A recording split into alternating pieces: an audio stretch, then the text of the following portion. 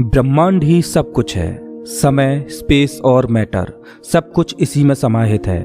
हमारी पृथ्वी इस ब्रह्मांड में चट्टान का घूमता हुआ एक कण भर है, जो हमारी मिल्की वे गैलेक्सी में मौजूद 200 अरब तारों में से एक का चक्कर काट रही है। ये विशाल संरचना 90 अरब प्रकाश वर्ष की दूरी में फैले आकाश गंगाओं के सागर में सिर्फ एक बूंद के समान है। ये हमारा घर है, हमारी पृथ्वी, सुख सुविधाओं से भरपूर एक आरामदायक ग्रह। एक बार रोजमर्रा के कामों को छोड़ आसमान को देखिए, क्या दिखाई देता है। आसमान में फैली एक विशाल काली चादर में टिमटिमाते हुए तारे कितने खूबसूरत लग रहे हैं। रात में हम जिन तारों को देख पाते हैं वो सब हमारी मिल्की वे गैलेक्सी के एक छोटे से पैच के तारे हैं।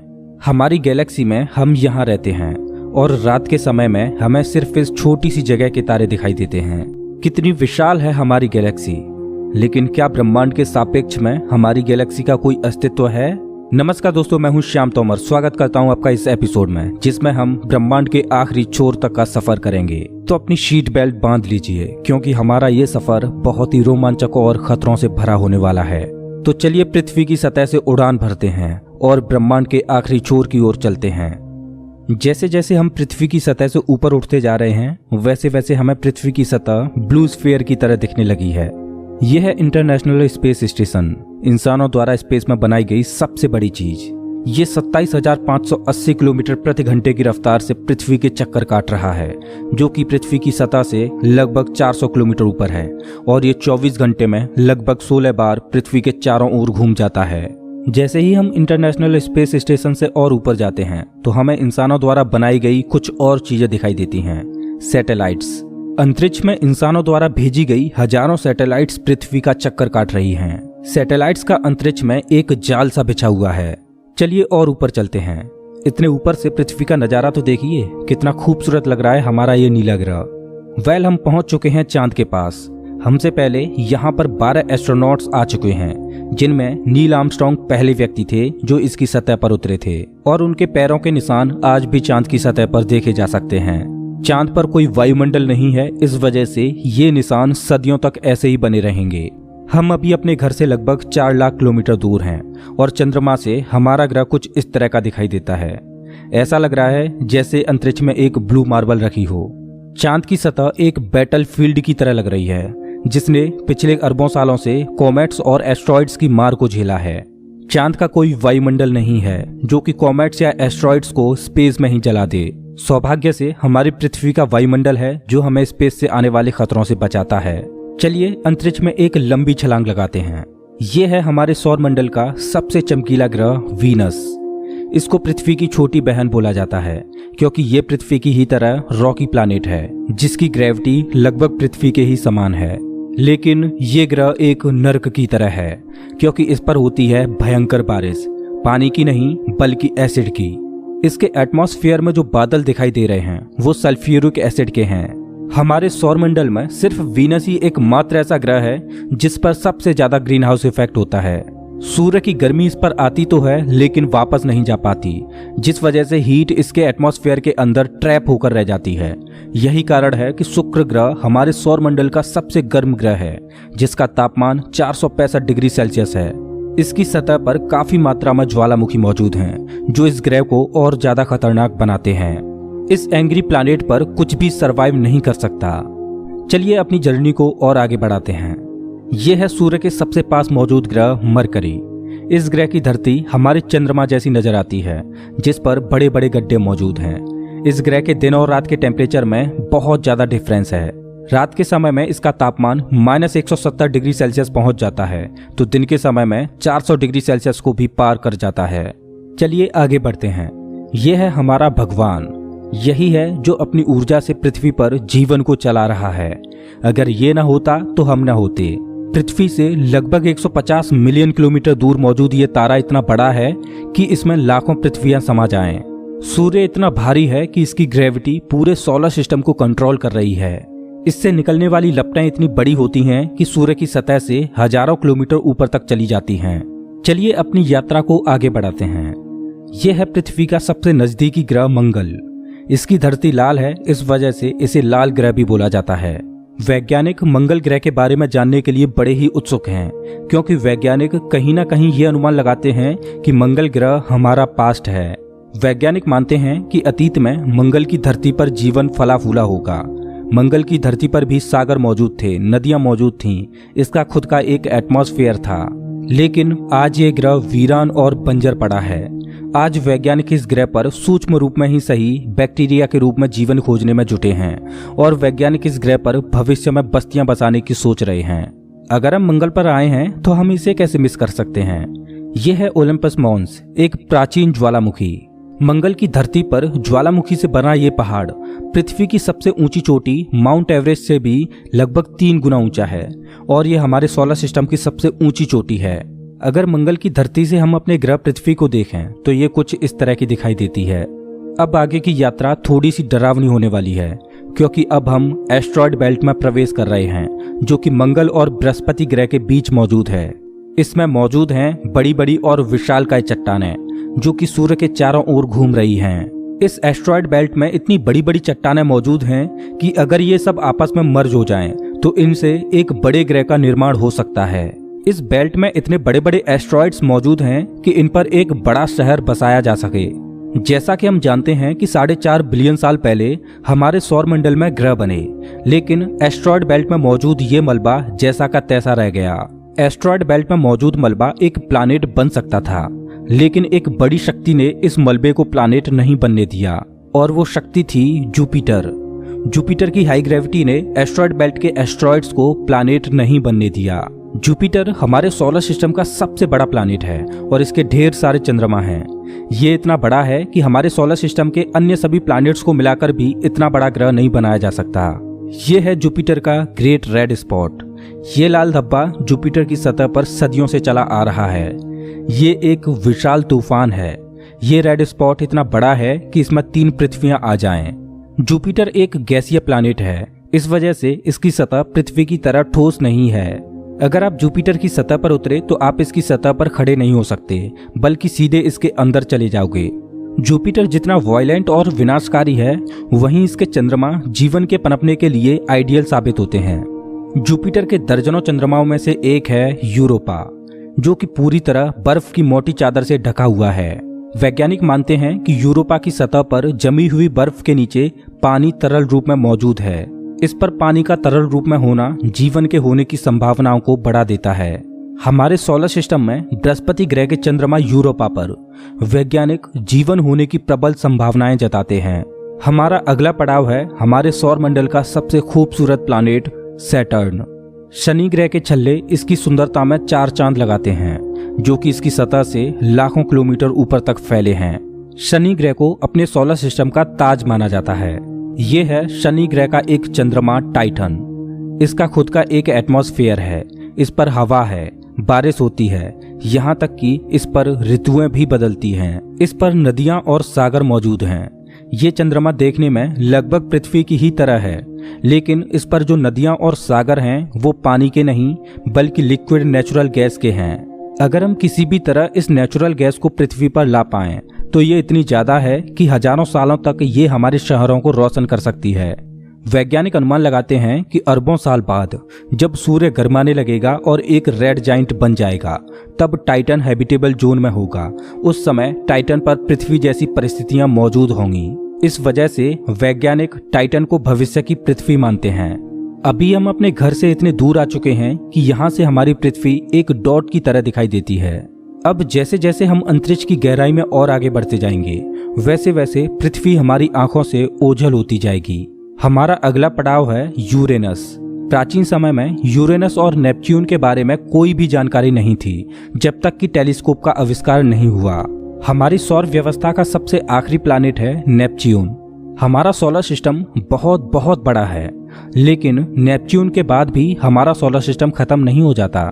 अपने सोलर सिस्टम की गहराई में हम आगे बढ़ते हैं तो हम पहुंच जाते हैं कुइपर बेल्ट में, जो पिछली एस्ट्रॉयड बेल्ट से 20 गुना चौड़ी और 200 गुना ज्यादा फैली है। ग्रहों की लिस्ट से बेदखल किया जाने वाला प्लूटो भी इसी कुइपर बेल्ट का सदस्य है। कुइपर बेल्ट में एस्ट्रॉयड बेल्ट से भी ज्यादा बड़े बड़े ऑब्जेक्ट्स मौजूद हैं, जिनकी खुद की ग्रेविटी की वजह से इनके चंद्रमा भी हैं। चलिए कुइपर बेल्ट को पार करके आगे चलते हैं। हमारी पृथ्वी से 13 बिलियन किलोमीटर दूर ये है सूर्य से सबसे दूर मौजूद ऑब्जेक्ट सेडना। ये एक बौना ग्रह है जो एक ऐसा स्पेस ऑब्जेक्ट है जो सबसे दूर सूर्य की परिक्रमा कर रहा है। इसकी खोज 2003 में हुई थी। ये सूर्य की एक परिक्रमा 10,000 सालों में पूरी कर पाता है। चलिए अब अपने सोलर सिस्टम से बाहर का रुख करते हैं। अभी हम इंटरस्टेलर स्पेस में प्रवेश कर चुके हैं। देखिए देखिए, अंतरिक्ष की गहराई में ये क्या ट्रेवल कर रहा है। ओह, ये तो वॉयेजर 1 स्पेसक्राफ्ट है। यही तो इकलौता स्पेसक्राफ्ट है जो कि इंसानों द्वारा बनाई गई सबसे दूर मौजूद चीज है। ये पृथ्वी से अब तक 19 अरब किलोमीटर दूर जा चुका है। इस स्पेसक्राफ्ट ने अंतरिक्ष के काफी सवालों से पर्दा उठाया है। ये बंदूक से निकली बुलेट से भी 20 गुना तेज ट्रेवल कर रहा है। चलिए अपनी यात्रा को और आगे बढ़ाते हैं। अभी हम अपने सोलर सिस्टम की हदों से इतने दूर आ चुके हैं कि यहाँ से हमारा सूर्य एक आम तारे की तरह दिखाई दे रहा है, लेकिन इतनी दूर से भी इसकी ग्रेविटी को महसूस किया जा सकता है, क्योंकि अरबों की संख्या में यहाँ पर कॉमेट्स को देखा जा सकता है जो सूर्य की ग्रेविटी से बंधे हुए हैं। इन कॉमेट्स में इतना ज्यादा पानी है कि अगर ये सब इकट्ठे हो जाएं, तो ये पृथ्वी से भी ज्यादा बड़े और गहरे सागरों को भर दें। वैज्ञानिक मानते हैं कि पृथ्वी पर ज्यादातर पानी कॉमेट्स के द्वारा ही आया है। पेंसपर्मिया थ्योरी के अनुसार पृथ्वी पर जीवन कॉमेट्स के द्वारा ही धरती पर आया। अंतरिक्ष में तैर रही इन छोटी छोटी बर्फीली चट्टानों में जीवन सूक्ष्म रूप में बैक्टीरिया की फॉर्म में मौजूद हो सकता है। कॉमेट्स का एक विशाल बादल हमारे सौर मंडल को घेरे हुए है, जिसे ऑर्ट क्लाउड बोला जाता है। ऐसा माना जाता है कि ये ऑर्ट क्लाउड हमारे सौर मंडल की ग्रेविटी की आखिरी सीमाओं पर है। इसके बाद सूरज की ग्रेविटी कमजोर पड़ने लगती है, जिस वजह से इसके बाद सूरज का खिंचाव बहुत कम रह जाता है। अब यहाँ से आगे की यात्रा एक अननोन और रहस्यमयी स्पेस में होगी, जहाँ घुप अंधेरा है। यहाँ इतना अंधेरा है कि हम अपनी आंखों से भी कुछ भी नहीं देख पाएंगे। यहाँ देखने के लिए हमें इंफ्रारेड विजन की जरूरत पड़ेगी। हम अपनी पृथ्वी से बहुत बहुत बहुत दूर आ चुके हैं, लेकिन ब्रह्मांड के सापेक्ष में ये हमारा एक मामूली सा स्टेप है। यहाँ से हमें चारों ओर अरबों तारे दिखाई दे रहे हैं, लेकिन अभी हम सबसे नजदीकी तारामंडल की ओर बढ़ रहे हैं। ये है हमारा पड़ोसी सोलर सिस्टम। ये हमसे इतना दूर है कि हमारे सूर्य के प्रकाश को इस तारामंडल तक पहुंचने में 4.3 सालों का वक्त लगता है। इस तारामंडल का नाम है अल्फा सेंटोरी।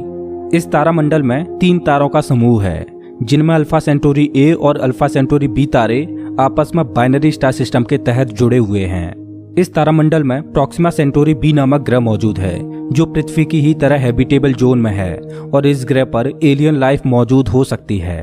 चलिए अपनी यात्रा को आगे बढ़ाते हैं। पृथ्वी से हम 10 प्रकाश वर्ष दूर आ चुके हैं और हमारे सामने ये एक बेबी स्टार है, जिसने अभी अपना जीवन शुरू ही किया है और इस तारामंडल में अभी ग्रहों का जन्म होना बाकी है। हो सकता है कि इस तारामंडल में किसी ऐसे ग्रह का जन्म हो जाए जो हमारी पृथ्वी की ही तरह जीवन को धारण करने योग्य हो, लेकिन अभी इसमें अरबों सालों का वक्त लगेगा। वेल, अपनी यात्रा को आगे बढ़ाते हैं। अभी हम पृथ्वी से 20 प्रकाश वर्ष दूर आ चुके हैं और अभी हम ऐसे तारामंडल से होकर गुजर रहे हैं जिसका जन्म हमारे सोलर सिस्टम के साथ ही हुआ था।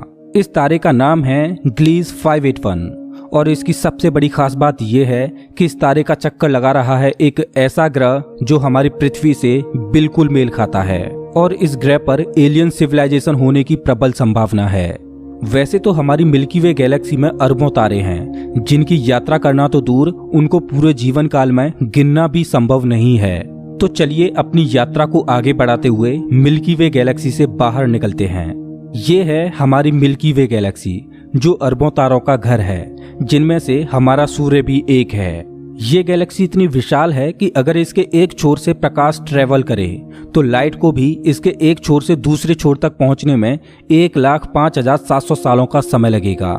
लेकिन ब्रह्मांड में मौजूद बड़ी बड़ी विशालकाय गैलेक्सियों के सामने हमारी गैलेक्सी कुछ भी नहीं। यूनिवर्स में मिल्की वे से भी कई गुना बड़ी गैलेक्सियां मौजूद हैं।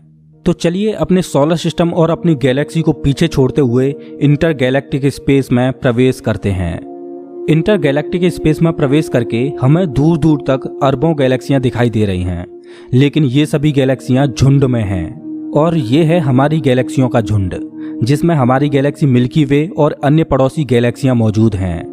गैलेक्सियों के इस छोटे से झुंड को लोकल ग्रुप बोला जाता है। गैलेक्सियों का ये लोकल ग्रुप 10 मिलियन प्रकाश वर्ष में फैला हुआ है। जैसे जैसे हम अपनी यात्रा को आगे बढ़ाते जा रहे हैं वैसे वैसे हमें अन्य गैलेक्सियों के झुंड दिखाई देते जा रहे हैं और उनमें भी हमारे लोकल ग्रुप की तरह गैलेक्सियां मौजूद हैं। गैलेक्सियों के कई लोकल ग्रुप्स को मिलाकर एक सुपर क्लस्टर बनता है। अभी हमारे सामने जो मौजूद है वो है वर्गो सुपर क्लस्टर। इसी वर्गो सुपर क्लस्टर में हमारी गैलेक्सियों का लोकल ग्रुप भी शामिल है और हमारी गैलेक्सियों का लोकल ग्रुप इस छोटे से पैच में है। अभी हम अपने घर से इतने दूर आ चुके हैं कि यहाँ से हम अपने सूर्य को तो छोड़ो, यहाँ तक कि अपनी गैलेक्सी को भी छोड़ो, हमारी गैलेक्सियों का लोकल ग्रुप ही एक छोटे से पैच के समान दिखाई दे रहा है। कितना विशाल है ना वर्गो सुपर क्लस्टर। इस वर्गो सुपर क्लस्टर में 100 से ज्यादा गैलेक्सियों के लोकल ग्रुप शामिल हैं और ये 110 मिलियन प्रकाश वर्ष में फैला हुआ है। चलिए अपनी यात्रा को और आगे बढ़ाते हैं। अरे ये क्या, जैसे जैसे हम आगे बढ़ते जा रहे हैं वैसे वैसे हमें वर्गो सुपर क्लस्टर जैसे अनगिनत सुपर क्लस्टर्स दिखाई दे रहे हैं। इस सुपर क्लस्टर्स के समूह को नाम दिया गया है लेनिया सुपर क्लस्टर और हमारा वर्गो सुपर क्लस्टर यहाँ पर है एक छोटे से पैच के समान, जिसमें हमारी गैलेक्सियों का लोकल ग्रुप एक डॉट की तरह भी दिखाई नहीं दे रहा। ये लेनिया सुपर क्लस्टर 520 मिलियन प्रकाश वर्ष में फैला हुआ है, जिसमें लाखों वर्गो सुपर क्लस्टर्स जैसे सुपर क्लस्टर्स मौजूद हैं। चलिए अपनी यात्रा को और आगे बढ़ाते हैं। जैसे जैसे हम आगे बढ़ते जा रहे हैं वैसे वैसे लेनिया सुपर क्लस्टर भी छोटा होता जा रहा है और इतनी दूर से देखने पर लेनिया सुपर क्लस्टर भी एक छोटे से पैच की तरह दिखाई दे रहा है। ओह माय गॉड, मेरा तो दिमाग ही घूम गया। खैर अपनी यात्रा को और आगे बढ़ाते हैं। यह है हमारा ऑब्जर्वेबल यूनिवर्स, जिसमें हमारा लेनिया सुपर क्लस्टर एक छोटे से डॉट की तरह मौजूद है। लेकिन क्या यही हमारी यात्रा खत्म हो जाती है? क्या इतना ही बड़ा है ब्रह्मांड? वेल, जैसा कि मैंने अभी बोला, ये है ऑब्जर्वेबल यूनिवर्स यानी ज्ञात ब्रह्मांड। ब्रह्मांड के बारे में हम जो भी जानते हैं वो केवल यहीं तक जानते हैं। हो सकता है कि ब्रह्मांड का विस्तार आगे भी हो जो अनंत तक चलता जा रहा हो, लेकिन वहां से हम तक कोई प्रकाश ही नहीं पहुंच पा रहा हो जिससे हमें ऑब्जर्वेबल यूनिवर्स के बाहर का भी पता चल सके। वैज्ञानिक ये भी अनुमान लगाते हैं कि हो सकता है कि हमारे यूनिवर्स जैसे असंख्य यूनिवर्स और मौजूद हो सकते हैं जिनमें हमारा ये ब्रह्मांड एक विशाल सागर में एक छोटी सी बूंद के समान हो। खैर, मल्टीवर्स यानी एक से ज्यादा ब्रह्मांडों का अस्तित्व है कि नहीं ये कोई नहीं जानता और ना ही हमारे पास मल्टीवर्स यानी महाब्रह्मांड के कोई सबूत हैं। लेकिन ये तो तय है कि ऑब्जर्वेबल यूनिवर्स ही ब्रह्मांड का अंत नहीं हो सकता। इसके बाहर भी कुछ न कुछ मौजूद है जिसका हमें कोई भी ज्ञान नहीं। लेकिन वो क्या हो सकता है? हो सकता है कि हमारा ऑब्जर्वेबल यूनिवर्स भी महाब्रह्मांड में एक छोटे से पैच के समान हो। वेल दोस्तों, आपकी ब्रह्मांड के आखिरी छोर तक की यात्रा कैसी रही प्लीज कमेंट बॉक्स में जरूर बताएं। अगर आपको ये वीडियो पसंद आया हो तो इसे लाइक करें और ऐसे ही मजेदार वीडियोज के लिए चैनल को सब्सक्राइब करें, साथ ही बेल आइकॉन दबाएं।